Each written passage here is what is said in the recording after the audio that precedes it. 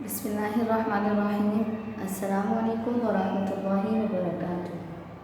ابتدائی سیشن کی طالبات، امید ہے آپ سب خیریت سے ہوں گے۔ اللہ تعالی ہم سب کو عافیت میں رکھے۔ جیسا کہ آپ جانتی ہیں کہ آپ کا اسلامیات میں میقات اول مکمل ہو چکا ہے اور اب ہم میقات دوم کا آغاز کر رہے ہیں۔ میقات اول تقریری یعنی زبانی حصے پر مشتمل تھا، جس میں آپ نے صرف دعائیں، احادیث، آیات قرآنی، ان چیزوں کو یاد کیا تھا۔ اب جو میقات دوم ہے یہ تحریری حصے پر مشتمل ہے، یعنی اس میں آپ سبق پڑھنے کے ساتھ ساتھ کام بھی کریں گے۔ آج اسلامیات کی پہلی کلاس ہے جس میں ہم پہلا سبق جو ہے وہ شروع کر رہے ہیں، علم التجوید۔ علم التجوید کیا ہے، اس کی تعریف دیکھ لیتے ہیں پہلے۔ علم التجوید جو ہے یہ عربی زبان کا لفظ ہے اور اس کے لغوی معنی ہیں حسن اور خوبصورتی پیدا کرنا، یعنی کسی بھی کام میں حسن اور خوبصورتی پیدا کرنا۔ اصطلاحی معنی اس کے کیا ہیں کہ ہر حرف کو اس کے مخرج سے اور اس کی صفات کا خیال رکھتے ہوئے ادا کرنا، یہ کیا ہو گیا اس کے اصطلاحی معنی۔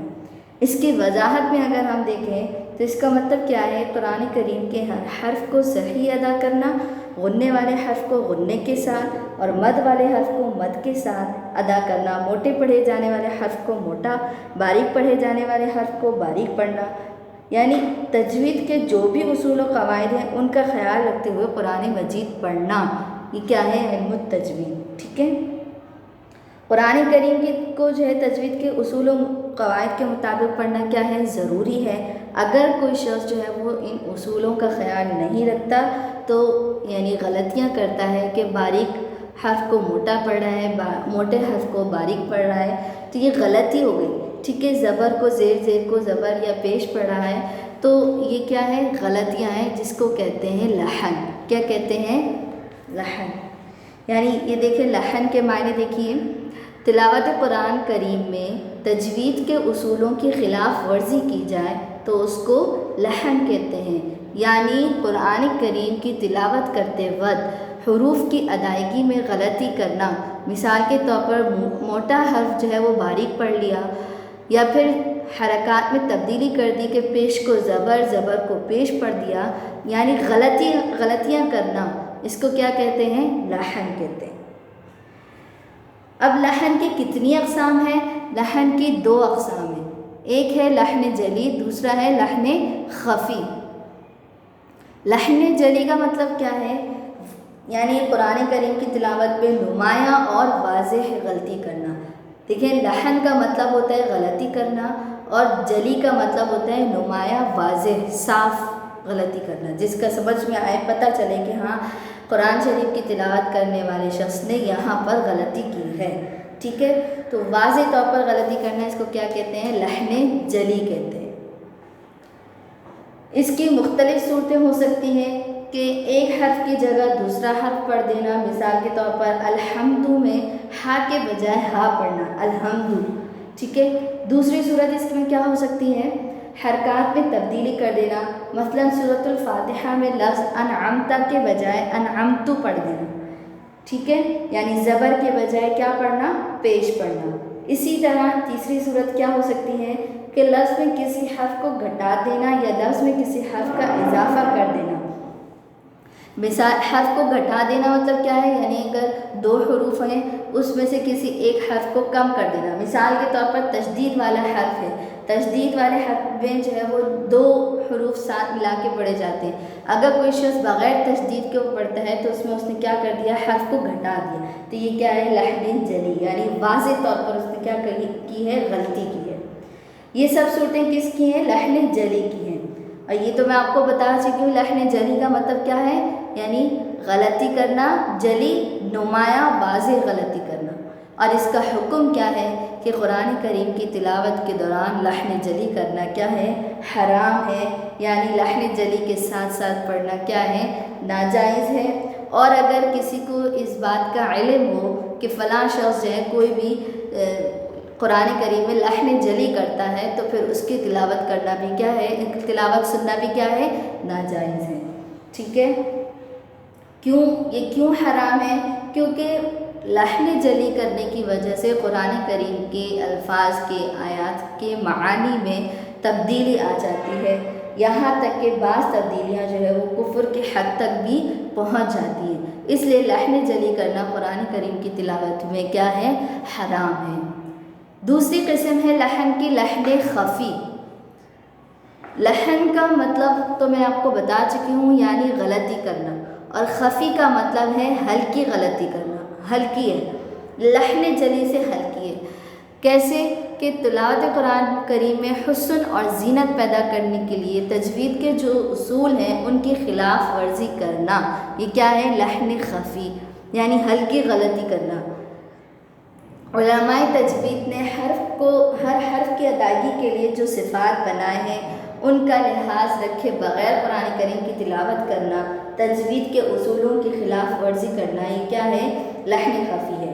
اب یہ کون سے اصول ہیں؟ یعنی موٹے حرف کو باریک پڑھنا، باریک حرف کو موٹا پڑھنا، اور غنہ نہ کرنا، مد چھوڑ دینا، یہ سب کیا ہے؟ لحن خفی ہیں۔ کیوں؟ یعنی اگر ہم موٹے حرف کو موٹا پڑھیں گے، باریک حرف کو باریک پڑھیں گے تو اس طرح سے، اور غنہ کریں گے، مد کا خیال کریں گے، ہر چیز کا خیال رکھیں گے، تو اس سے تلاوت قرآن کریم میں حسن اور زینت پیدا ہو جاتی ہے۔ تو اس لیے یہ ہلکی غلطی ہے، لیکن اس سے بھی بچنا ضروری ہے، یہ لحن خفی ہے۔ اس کا حکم کیا ہے کہ لحن خفی کا حکم یہ ہے کہ قرآن کریم میں لحن خفی کرنا مکروہ ہے، یعنی ناپسند ہے۔ تو اس سے بچنا بھی کیا ہے؟ ضروری ہے۔ یہ سوچ کر کہ مکروہ ہے، جان بوجھ کر اس طرح کی غلطیاں کرنا یہ غلط بات ہے، یہ بھی مکروہ ہے، ٹھیک ہے؟ تو ان غلطیوں پر عمل نہیں کرنا چاہیے کہ چلے یہ لحن خفی ہے تو مکروہ ہے، تو اس پر عمل کرنا یہ اور ہی زیادہ غلط بات ہے، ٹھیک ہے؟ اب یہاں پر جو ہے وہ چونکہ آپ لوگ ماشاء اللہ سے حافظات ہیں، آپ کو معلوم ہے کہ آپ نے قرآن کریم پڑھا ہے، تجوید کے ساتھ آپ لوگوں نے پڑھا ہے، تو حفاظ قرآن کے لیے نصیحت ہے کہ وہ لحن جلی کی غلطیوں سے، لحن خفی کی غلطیوں سے کیا کریں؟ بچے، اس کا خاص خیال رکھیں کہ وہ ان غلطیوں سے کیا کریں؟ اجتناب کریں۔ بعض حفاظ قرآن جو ہے وہ کیا کرتے ہیں؟ جلدی پارہ ختم کرنے کے چکر میں لحن جلی بھی کرتے ہیں، لحن خفی بھی کرتے ہیں۔ بعض حفاظ قرآن کیا کرتے ہیں؟ حروف کو کھا کر پڑھنے کی عادت ہوتی ہے، یعنی اس طرح سے اتنی جلدی تیز رفتاری میں پڑھتے ہیں کہ بعض حروف کا پتہ ہی نہیں چلتا کہ اس حرف کی ادائیگی کی بھی ہے یا نہیں، تو یعنی کھا کے حروف کو جو ہے وہ ادا کرتے ہیں۔ بعض حفاظ قرآن غنہ مد کا خیال نہیں رکھتے، تو ان سب عادتوں کو ختم کر کے تجوید کے تمام اصولوں کو خیال رکھتے ہوئے قرآن کریم کی تلاوت اس طرح سے کی جانی چاہیے کہ ایک پارہ جو ہے وہ کم از کم آدھے گھنٹے میں مکمل ہو، یعنی 30 منٹ میں جو ہے وہ ایک پارہ آپ کا کیا ہو؟ ختم ہو۔ حفاظ قرآن کی بات ہو رہی ہے، اگر تجوید کے اصولوں کے ساتھ پڑھیں گے تو ایک پارہ آپ کا آدھے گھنٹے میں ہی مکمل ہوگا۔ اسی طرح رمضان المبارک کا مہینہ جب شروع ہوتا ہے تو آپ جانتے ہیں کہ تراویح جو ہے وہ سب پڑھتے ہیں، تو بعض حفاظ قرآن کا کیا ہوتا ہے کہ وہ 3 دن یا 6 دن میں جو ہے وہ تراویح ختم کرنے کے چکر میں کیا کرتے ہیں؟ روزانہ 10 پارے یا 5 پارے یا 6 پارے جو ہے وہ اس طرح تیز رفتاری سے پڑھتے ہیں کہ اس سے جو ہے وہ لحن جلی اور لحن خفی دونوں ہوتی ہے، اور ایسے حفاظ کے لیے اس طرح تراویح پڑھانا اور ان کے پیچھے تراویح پڑھنا دونوں کیا ہیں؟ ناجائز ہیں۔ تو ان باتوں کا خیال رکھنا ضروری ہے۔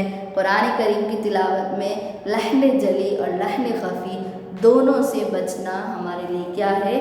ضروری ہے۔ چونکہ ہم حافظات ہیں، ہمیں اور زیادہ اس بات کا خیال رکھنا چاہیے۔ ہم تجوید کے ہر اصول سے واقف ہیں۔ ہم نے جب قرآن پاک حفظ کیا تھا تو اس وقت ہمارے قاری صاحب نے اس طرح سے یاد کروایا ہوگا۔ ظاہر ہے کہ موٹے حرف کو موٹا پڑھنا ہے، باریک حرف کو باریک پڑھنا ہے، یہاں غنہ کرنا ہے، یہاں مد کرنا ہے، یعنی ہر چیز کا جو ہے وہ ہمیں بتایا گیا ہے، تو ہمیں بھی اس کا کیا کرنا چاہیے؟ خیال رکھنا چاہیے کہ ہم کیا کریں؟ تجوید کے تمام اصولوں کے مطابق قرآن کریم کی تلاوت کریں۔ یہاں پر ہمارا یہ سبق مکمل ہوتا ہے۔ یہاں پر میں چونکہ آپ کو بتا چکی ہوں کہ سبق کے ساتھ ساتھ جو ہے وہ ہم تحریری کام بھی کریں گے، تو آئیے اپنی کتاب پر ذرا ہم اپنا تحریری کام بھی دیکھ لیتے ہیں کہ کیا کرنا ہے ہمیں۔ جی دیکھیے طالبات، صفحہ نمبر 36 پر آئیے، یعنی 36 پر۔ یہاں آپ کو جو ہے وہ سوال نمبر 1 دیا ہوا ہے، وہ کیا ہے؟ مندرجہ ذیل خالی جگہوں کو مناسب الفاظ سے پر کیجیے۔ یہاں آپ کو چند جو ہے وہ خالی جگہیں دی گئی ہیں۔ چیپٹر چونکہ ہم پڑھ چکے ہیں، اس لیے یہاں پر جو ہے وہ آپ کو اس کو حل کرنا آپ کے لیے آسان ہوگا۔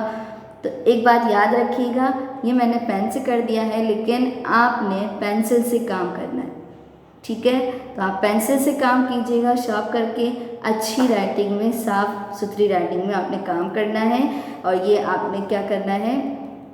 حل کرنا ہے۔ یہاں آپ کو خالی جگہ پر کرنی ہے، ٹھیک ہے؟